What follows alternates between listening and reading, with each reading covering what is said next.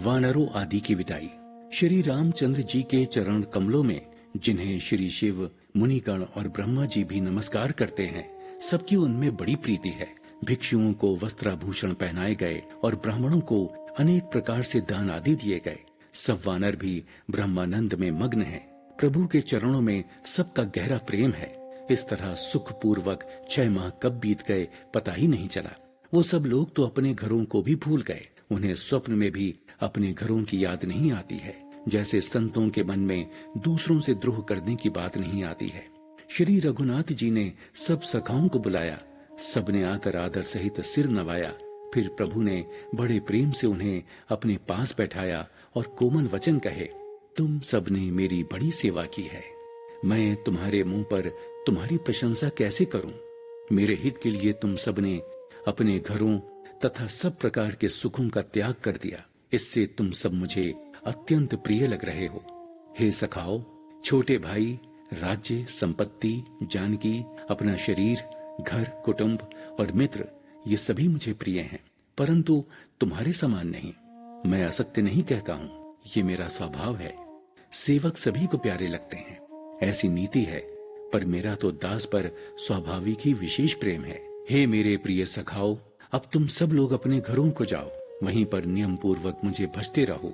मुझे सदा सर्वव्यापक और सबका हित करने वाला जानकर अत्यंत प्रेम करना। रघुनाथ जी के वचन सुनकर सब प्रेम मग्न हो गए।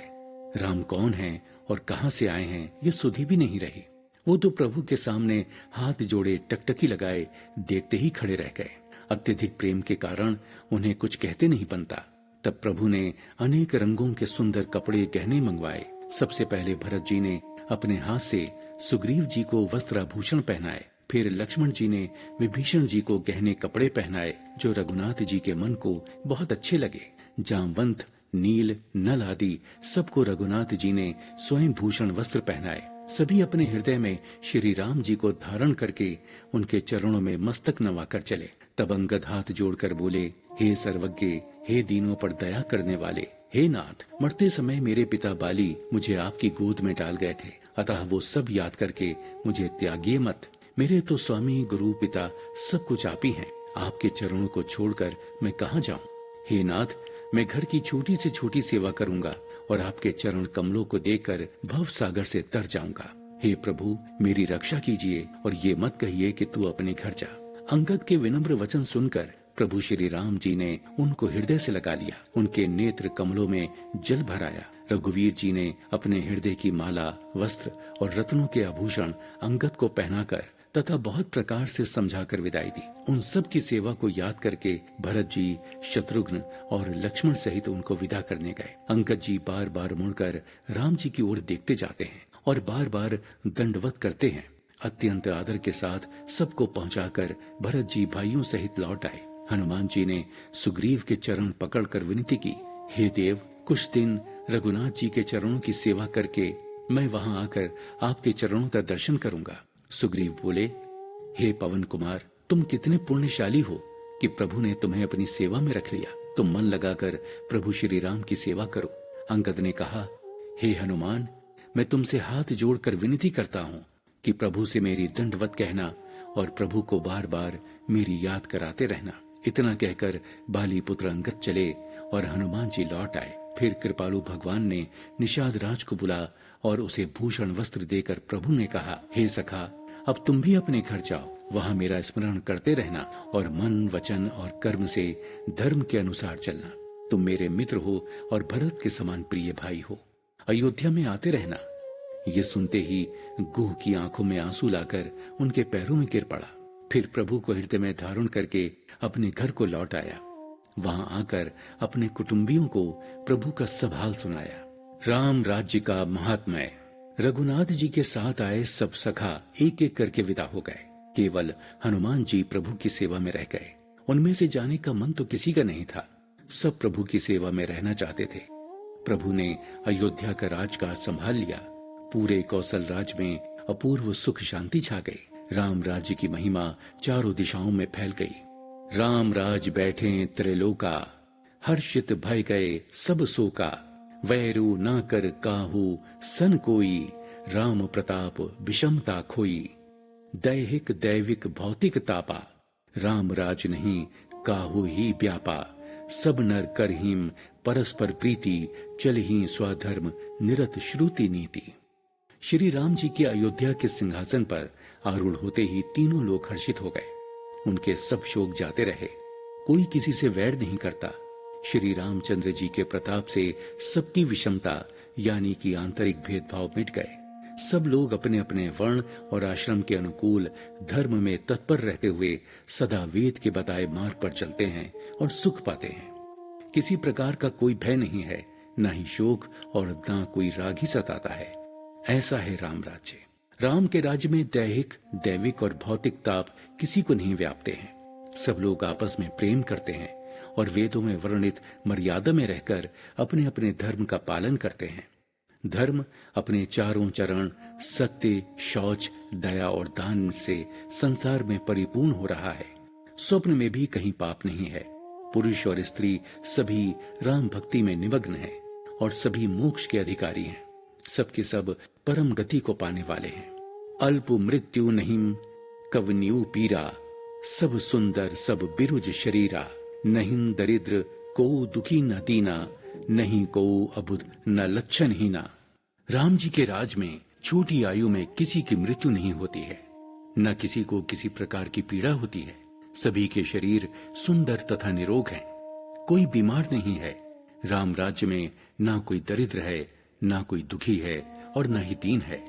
इतना ही नहीं, ना तो कोई मूर्ख है और न ही शुभ लक्षणों से रहित है।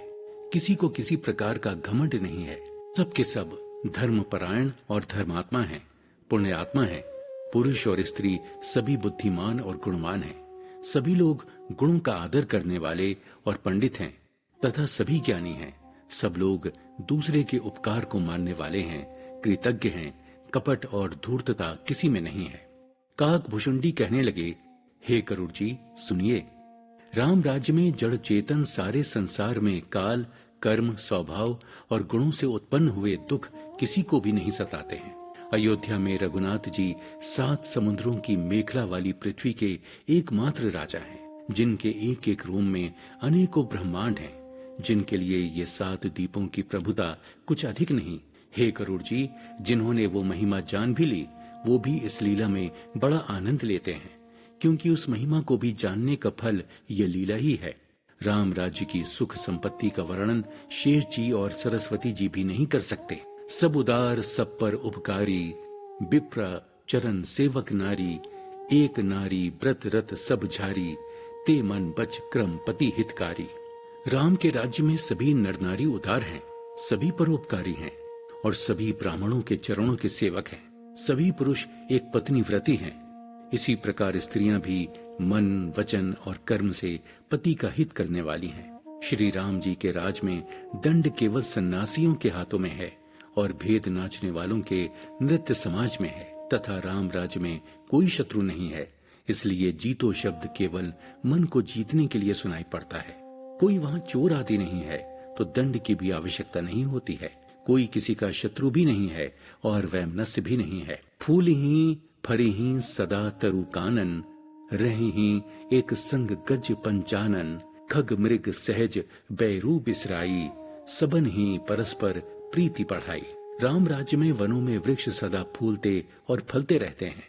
हाथी और सिंह वैर भुलाकर एक साथ रहते हैं।